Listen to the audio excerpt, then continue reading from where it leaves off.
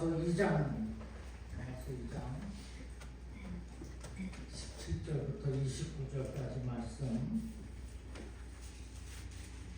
242페이지 로마서 2장 17절부터 29절 교독하겠습니다.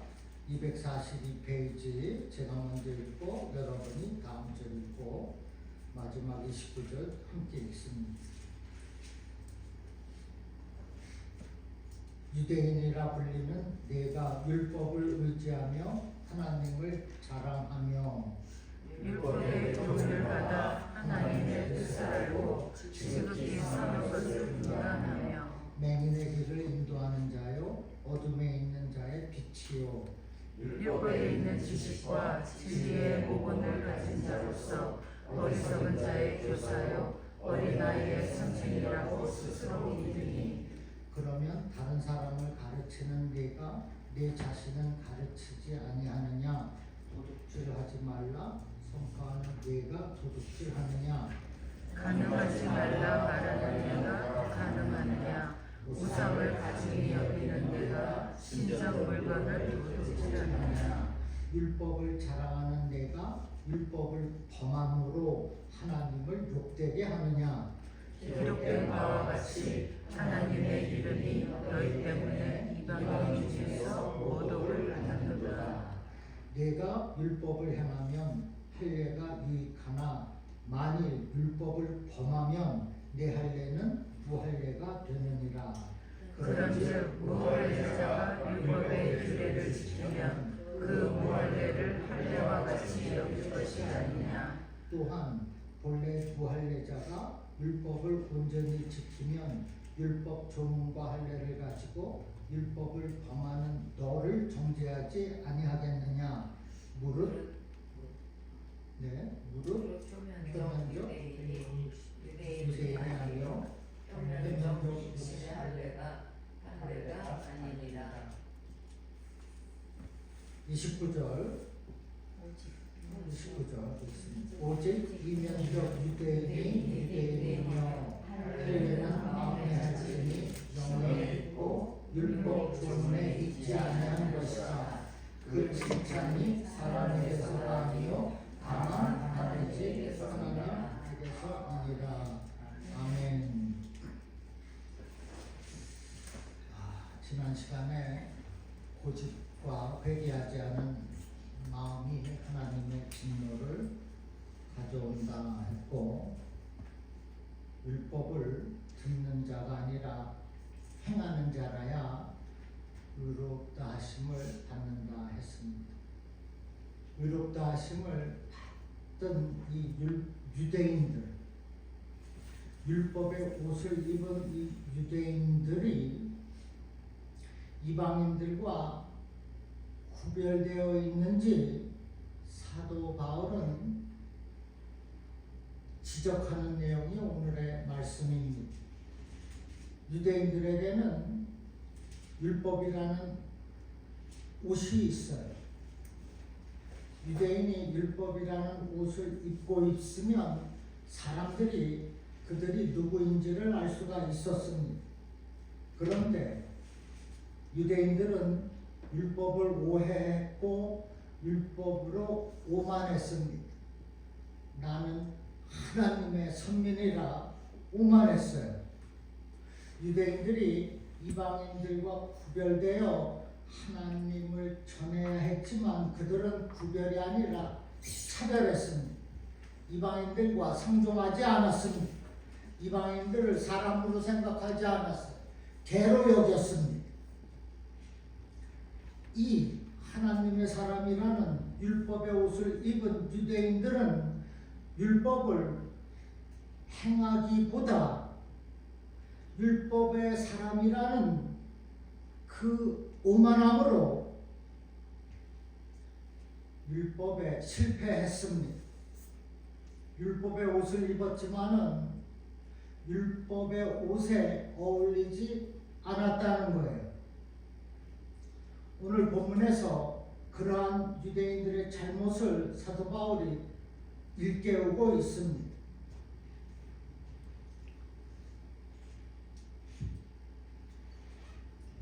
스스로 유대인이나 혹은 스스로 하나님의 사람이라 혹은 성도라 장로라 목사라 생각하는 사람들을 향하여서 너의 그 잘못된 생각, 거짓된 안전을 경고하고 있습니다.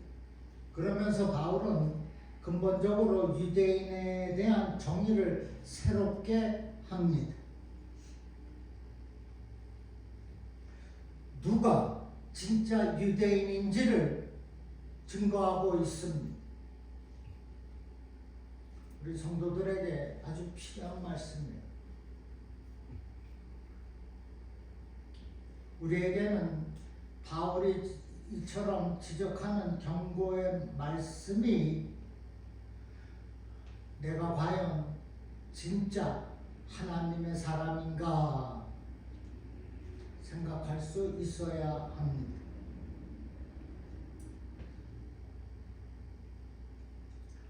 하나님의 진노의 그 심판에 해당하지 않는다고 생각했던 사람들도 심판을 받을 수가 있겠다는 거예요.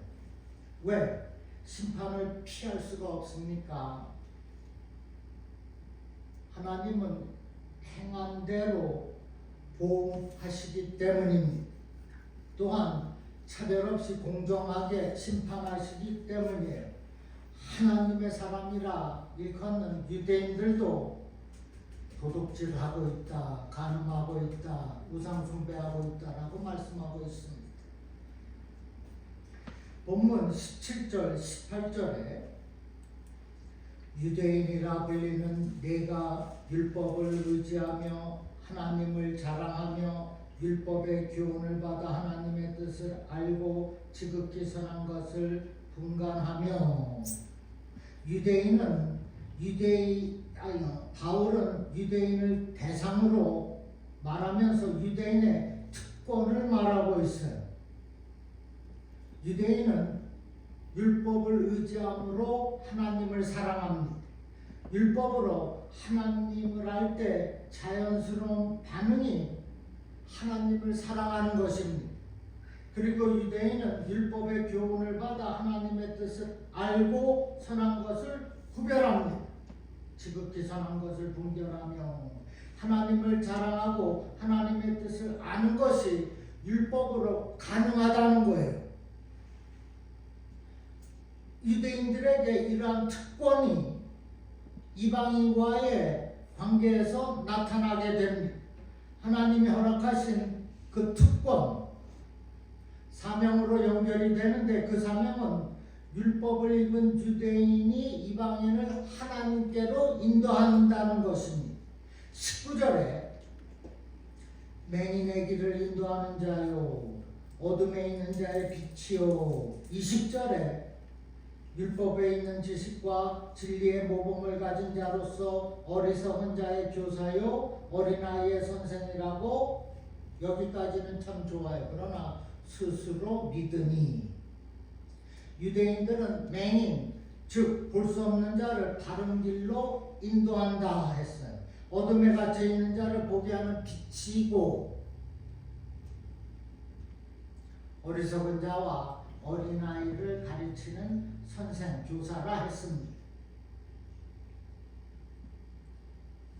그런데 바울은 여기에 조금 안 좋은 뉘앙스로 스스로 믿으니라는 말을 덧붙입니다.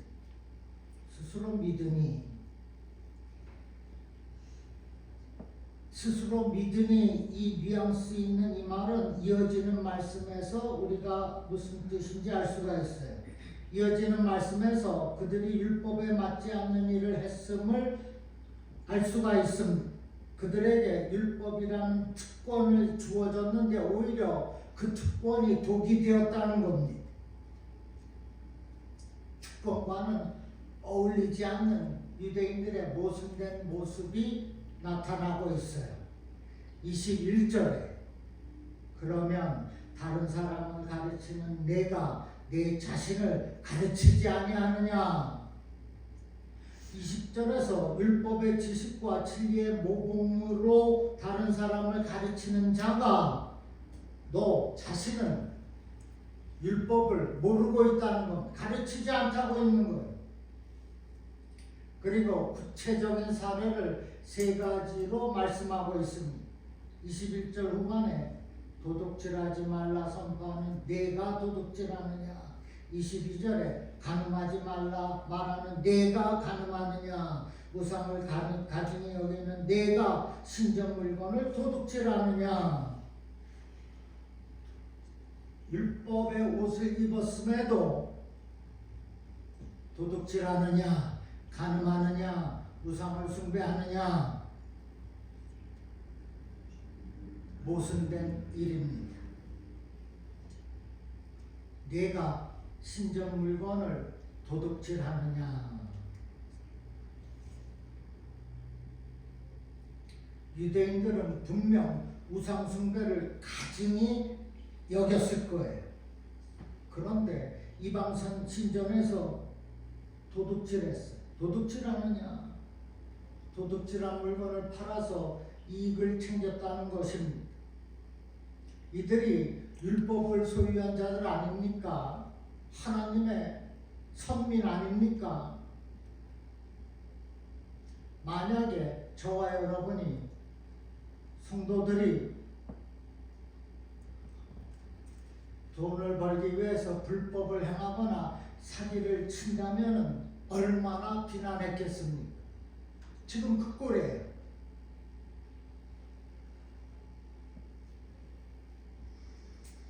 그 행한 불법이 크리스찬으로서 너무나 맞지 않는 일, 모순되는 일이라는 거예요. 그로 인해 어떤 결과가 나타났냐면은 23절에 보면 율법을 자랑하는 내가 율법을 범함으로 하나님을 욕되게 했다. 하나님을 욕되게.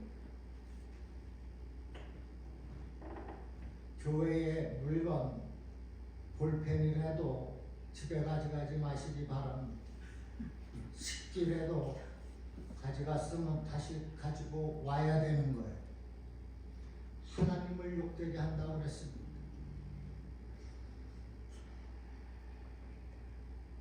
제가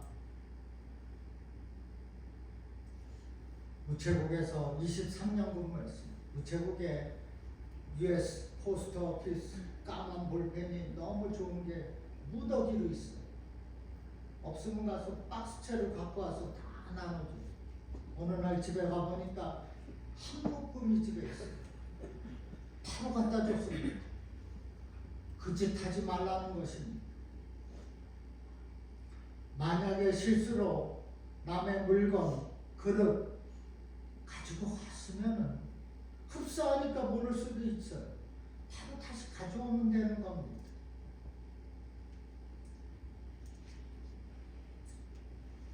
도둑질하지 말라라고 선포하는 내가 도둑질하고 있다는 것, 가늠하지 말라고 말하는 내가 가늠하고 있다는 것입니다.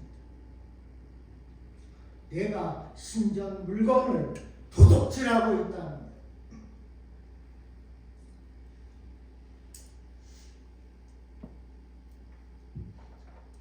그로 인하여서 하나님을 욕되게 하고 있습니다. 절대 해서는 안 되는 것. 율법을 가진 이들이 자신은 가르치지 않고 지식으로만 가득합니다. 지식으로만 자신을 내세우고 있어요. 나는 율법의 옷을 입었다 내세우고 있어요. 그러나 순종하지는 않습니다. 그 율법과 말씀에 계명에 법도에 따르지 않아요. 그러니 하나님을 모르는 저 바깥 세상에 있는 사람들이 그 모습을 보고 손가락질을 하는 것입니다. 우리에게도 마찬가지예요. 성도라 하면서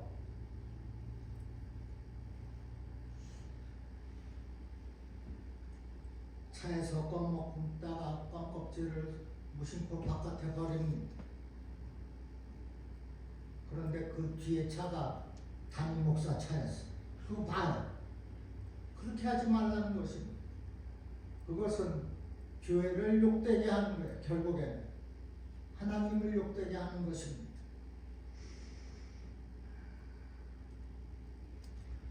바울은 이 결론의 근거를 구약의 이사야서 52장 5절의 말씀으로 인용합니다. 그것이 24절입니다. 기록된 바와 같이 하나님의 이름이 너희 때문에 이방인 중에서 모독을 받는도다. 이방인들을 구원해야 해야 될 이들이 오히려 개보다 못됐다고 하는 이들이 자신들이 개가 되고 있습니다.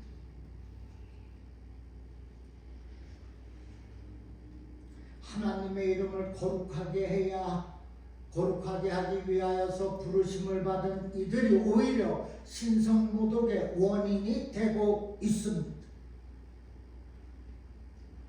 제 얘기를 또 해서 좀 죄송한데 저희는 목사회가 매달 모입니다. 다음 달은 제 순서에 우리 교회에서 모여요. 지난달에는 복음교회에서 모였어요. 지난주입니다. 월요일이네. 매달 첫 월요일 저희 교회에서 모이고 설교도 그 교회 목사가 합니다. 그래서 제가 설교하게 되어 있습니다. 식사도 제가 대접해야 되는 거예요. 우리 교회에서 데뷔카드를 저한테 만들어 줬어요. 신청해라고 해서 제가 갖고 한 번도 쓰지 않았어요. 이번에 한번 쓰려고 그러는데 왜? 그분들 다 그렇게 합니다.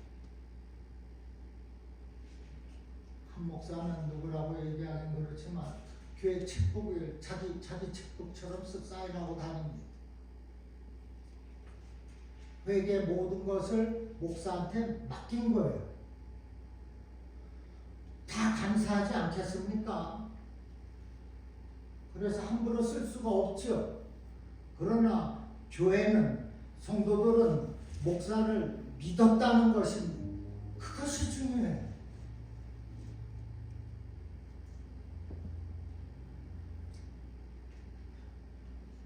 소문이 중앙교회가 부흥이 된다. 말씀도 좋다. 저는 들은 얘기 많이 듣습니다. 제 자랑하는 것 절대로 아닙니다. 그러면서 한턱 쏘라고 자꾸 그래요. 그래서 이번에 교회에서 한턱 쏘라고 했다. 여기 재정부 2분 계시죠. 이번에 내가 쓸 겁니다. 그렇게 알고 계시기 바랍니다.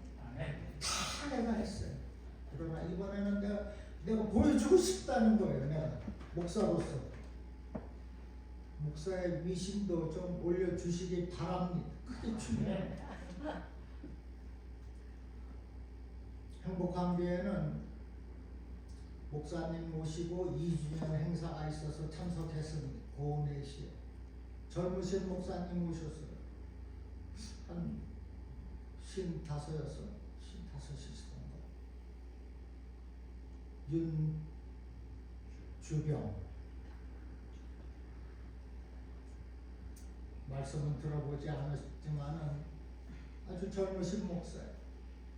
이 지역에 목사들이 젊은이들이 오고 있습니다. 아주 좋은 소식입니다. 그 교회를 위해서 여러분 또 기도해 주시기 바랍니다. 교회는 부흥해야 돼. 모든 교회가 부흥해야 돼. 나만 부흥이 아닙니다. 그리고 진드간이 한 곳을 섬기고 한 곳을 심호하는 건 성도들도 마찬가지예요. 그래서 이 교회는 내 교회라는 자부심을 가져야 되는 목사가 1년도 안 있고 어떤 목사는 여기 누가 2달 만에 나갔다고 그러더라고요. 어쨌든 하나님의 이름을 거룩하게 하기 위하여서 주신 그 율법, 그 말씀대로 살아가는 것입니다. 자, 그러면 이러한 율법에 대해서 어떻게 하는 것이 진짜 유대인입니까? 진짜 하나님의 사람입니까? 그것은 율법에 순종하는 사람입니다.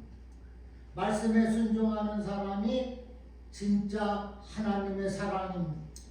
율법이 아니라 말씀에 순종하는 것. 율법에 옷만 입는 것이 아니라 그 율법 속에 있는 그 진리를, 그 그 옷을 입어야 되는 거예요. 그것은 순종할 때 율법이 되는 겁니다. 순종하지 않으니 그 좋은 율법이 되지 아니하고 서로 정죄하고 판단만 하는 겁니다. 그래서 율법은 정죄와 판단입니다. 그러나 우리에게 주신 이 복음, 구원의 능력이 되는 이 복음은 은혜입니다. 영혼 구원하는 은혜예요. 우리는 복음으로 살아야 율법으로 사는 것이 아닙니다. 복음의 옷을 입고 사는 것입니다. 믿습니까? 여러분, 나의 삶, 여러분의 삶은 얼마나 하나님 말씀에 일치되어서 있습니까? 하나님의 거룩하심을 말하는 내가 정말 죄짓지 않고 죄를 미워하고 의를 행하고 있습니까? 말로만 사랑하고 있지는 않냐는 것입니다. 다른 사람들이 나를 보고 그래, 저 사람은 크리스찬 같아, 정말 좋은 신자 같아, 배울 것이 많아 라고 해야 되지 않겠습니까? 그런데 나를 보고 사람 사는 게 다 똑같이 별반 다를 거 없네,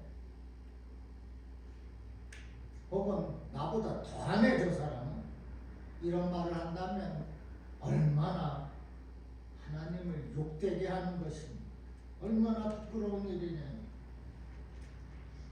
영국의 복음주의 설교자 로이드 존스는 성경을 읽으면서 성경이 말하는 진리를 자기 자신에게 적용하는가? 왜 성경을 읽는가? 단지 성경을 자랑하고 남들과 논쟁하기 위해서 성경을 배우는가? 아니면 성경이 말하는 진리를 자신에게 적용하려고 배우는가? 당신이 성경을 통해 자기 자신을 살펴보지 않는다면 위험해질 수 있다. 당신 스스로에게 적용하지 않는다면 많이 알면 알수록 더 해로울 것이다 라고 했습니다. 율법은 늘 가지고 다니는데 율법에 대해서 아는 것이 없으니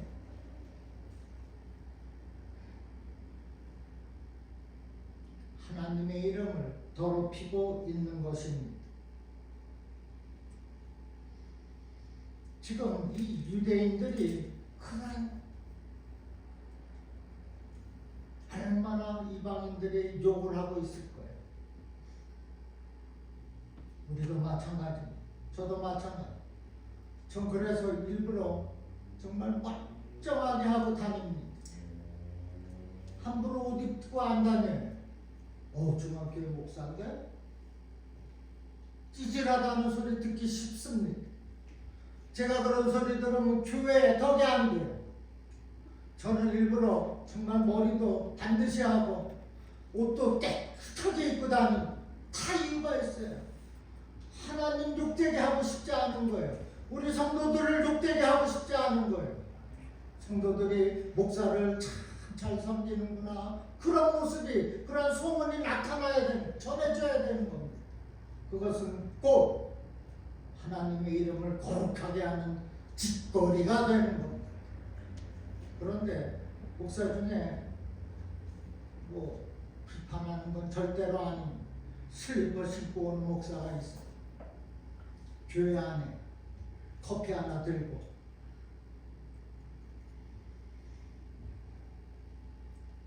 언젠가 한마디 할 겁니다. 여러분도 중앙교회 성도라 하면 갖추고 다니시기 바랍니다. 하나님이 보고 계십니다.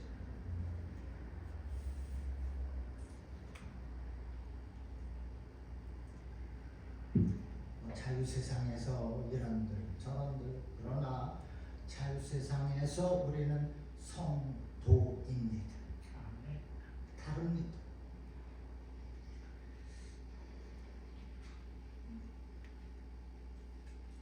이제 율법을 아는 것으로 멈추지 않도록 스스로 조심해야 합니다.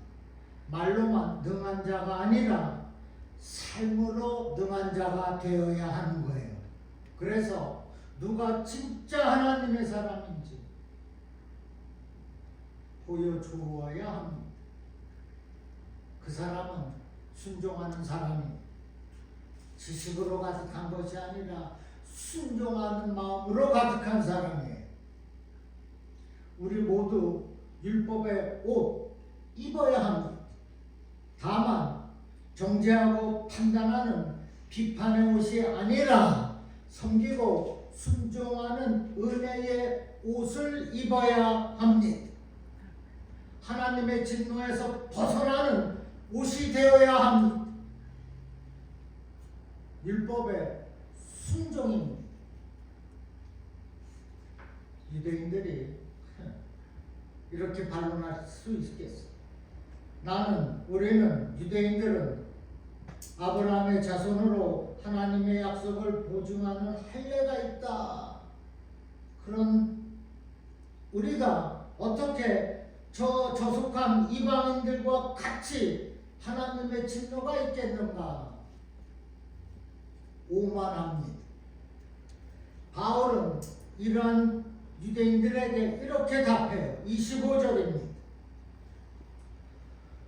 내가 율법을 행하면 할례가 유익하나 만일 율법을 범하면 내 할례는 무할례가 되느니라. 무슨 말인지 이해가 되십니까?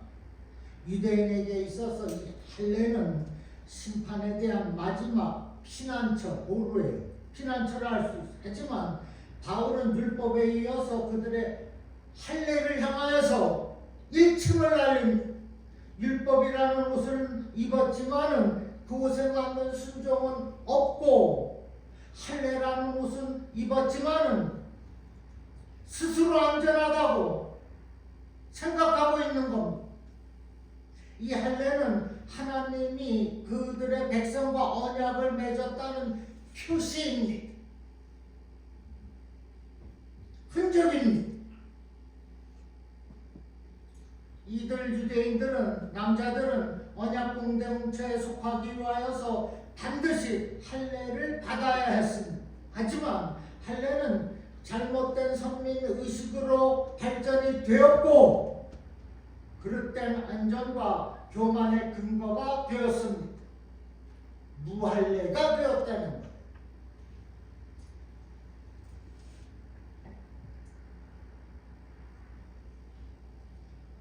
자신들이 맺은 그 할례를 통하여서 하나님이 아브라함과 맺은 언약에 참여함으로 나는 하나님의 진노와는 상관이 없다라고 생각을 하고 있는 겁니다. 하지만 바울은 그들의 잘못된 생각을 바로잡습니다. 율법을 행하면 할례가 효력이 있지만은 도둑질하고 간음하고 우상숭배하고 괴물건 갖다 쓰고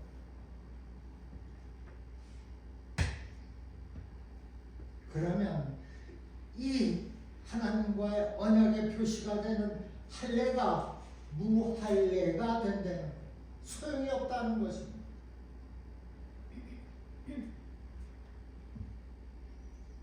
결혼할 때 부부가 서로에 대한 책임을 다할 것을 엄숙히 서약합니다. 그리고 약속의 증표로 반지를 주고받습니다. 그러면 그 반지가 부부 사이의 관계를 지켜줄까요? 남자가 이제 남편이 되었는데 책임을 다해야 되는데 책임도 다하지 않으면서 약속의 증표로 받은 반지가 있다. 이 반지가 우리 지켜줄 거야. 그러면 그것은 잘못된 생각입니다. 반지가 있던 없던 남편으로서의 책무는 다해야 되는 거 아닙니까? 지금 그런 것을 말씀하고 있는 거예요.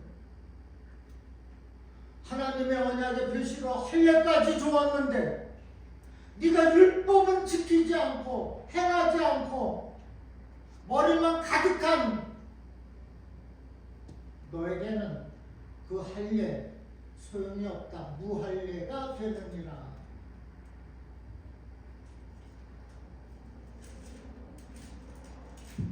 마찬가지로 저와 여러분도 하나님의 소유된 백성이 되었습니다. 그러나 말씀을 따라야 한다는 것입니다. 말씀 없이 살지 말라는 거예요.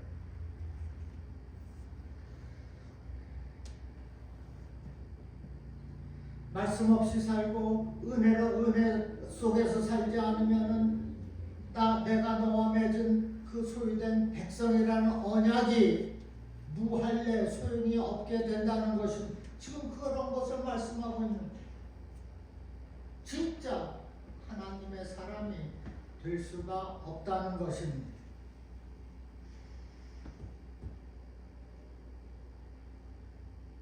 이방인들에게는 할례가 없어요.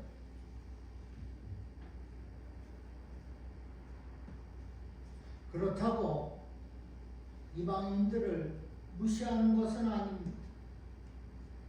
이방인들도 다 구원의 반열에 다 들어오지 않습니까? 다 할례 받고 있지 않습니까? 그런데 내가 이 율법을 행할 때, 지킬 때 그 할례가 효과가 있다는 거예요. 유익을 얻게 된다는 것입니다. 지키지 않는다면 무할례자라는 것입니다. 율법과 할례 둘 다 모두에게 요구되는 것이 순종입니다.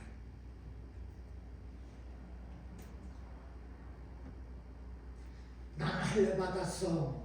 난 결혼 반지 차고 있어. 언약 맺었어 당신이랑. 그렇다고 뒷전에서 딴짓할 수 없는 것.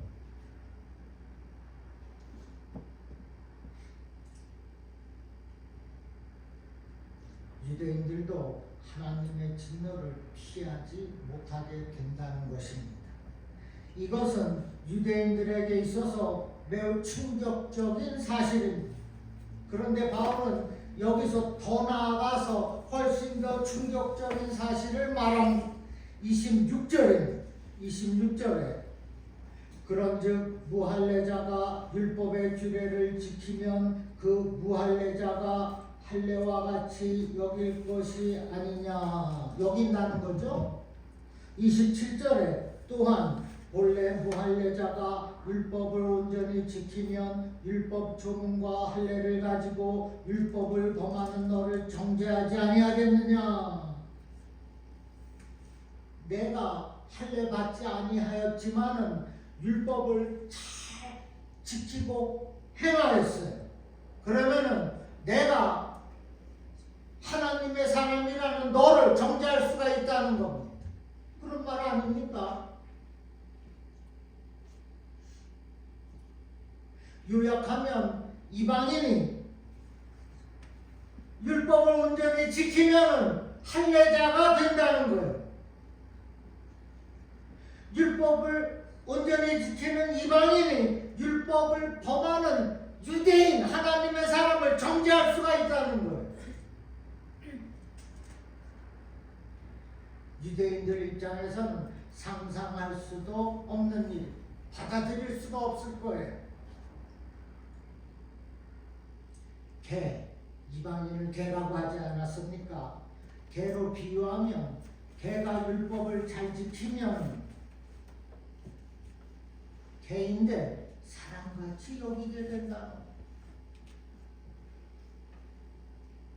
그리고 율법을 잘 지키는 개가 사람의 잘못을 지적하며 정죄할 수가 있다는 겁니다. 이방인이 그렇게 할 수가 있다는 거예요. 유대인들에게는 주어진 특권이 있지만은 지금은 이방인들과 다를 바가 없습니다. 그러면서 바울은 유대인들을 새롭게 정의합니다. 누가 진짜 유대인인지를 말하는 거예요. 28절과 29절, 28절과 29절 우리 다 같이 한번 읽겠습니다. 28절 안 적었죠? 제가 읽겠습니다. 28절, 29절 무릇 표면적 유대인이 아니요 표면적 육신의 할례가 아니니라. 오직 이면적 유대인이며 할례는 마음에 할지니 영에 있고 율법 조문에 있지 아니한 것이라. 그 칭찬이 사람에게서가 아니요 다만 하나님에게서니라. 아멘. 무릇 표면적 유대인이 아니라.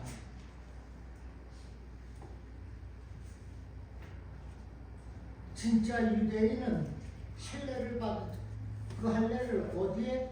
마음에 할지니. 마음의 할례인. 할례는 내 율법의 옷, 육신의 옷에 있는 것이 아니라 이 마음에 있어요. 그래서 보세요. 진짜 유대인이 되는 것으로 외적으로 눈에 보이는 어떤 것이 아니라 이면적인 유대인, 내적이고 눈에 보이지 않는 것인 곧 마음이에요. 오직 이면적인 유대인이 28절입니다. 오직 이면적인 유대인이며라고 말씀하고 있어요. 29절에 그렇게 말씀하고 있어요.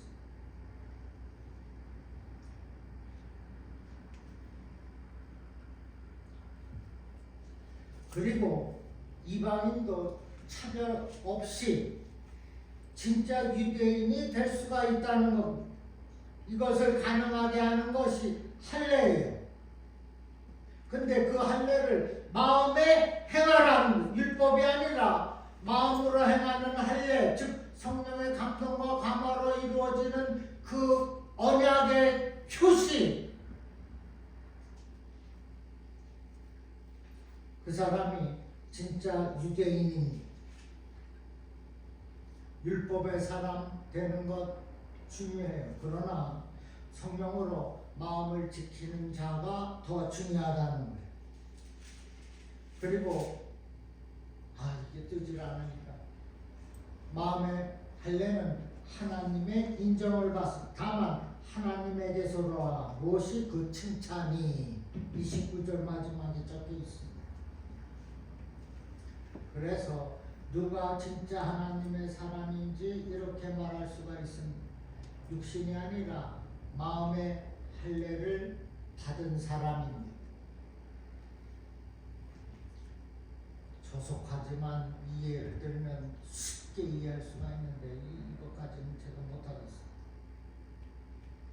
남자들 다 할례 받았어요. 99. 저 미국 이민 오기 전에 저도 하고 왔어요.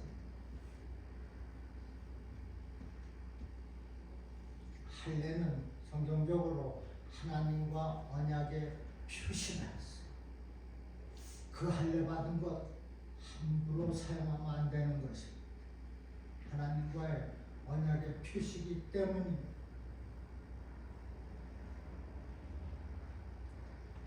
여자들은 이런 할례가 없나요? 마음의 할례가 있어야 됩니다. 하나님만을 지키겠다. 말씀으로 행하며 살겠다. 마음의 할례이니 이것을 벗어나면 무할례자니라 라고 말씀하고 더 이상 나와 언약이 맺어지지 않겠다고 하는 것입니다. 그런데 그 마음의 할례는 내가 하는 것이야. 성령께서 하신다는 것. 성령께서 해주시겠다는 것. 골로새서 2장 11절에 또 그 안에서 너희가 손으로 하지 아니한 할례를 받았으니 곧 육의 몸을 벗는 것이요 그리스도의 할례니라. 손으로 하지 않고 그 할례를 그 그리스도의 할례 성령께서 하셨다는, 그리스도께서 하셨다는 것입니다.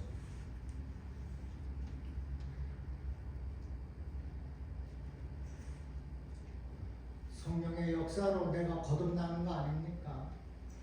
내가 의로워서 거듭나는 게 아니라 하나님이 처리해 주셔야만 내가 거듭난 의로운 주의 백성이 되는 것입니다. 내가 믿어서 구원받은 것이 아니고 하나님이 선택해 주셨고 하나님이 택하였기 때문에 구원함에 이르게 된 것입니다.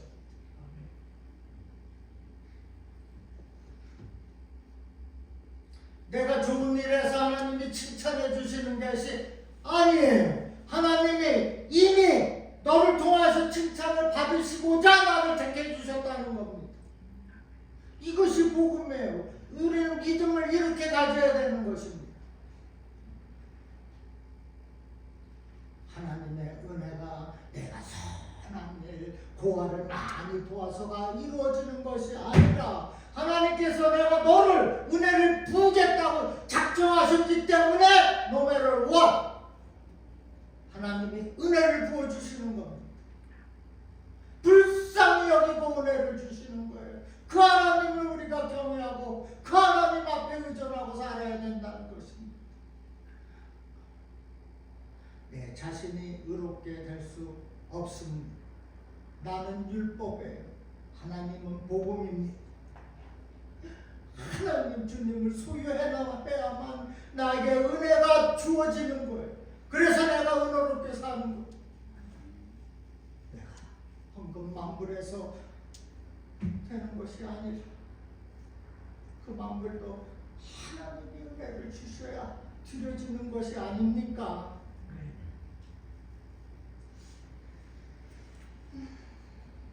우리는 성령의 역사로 마음의 할례를 받아야 하겠습니다. 그 사람이 진짜 하나님의 사람입니다. 기도할까요?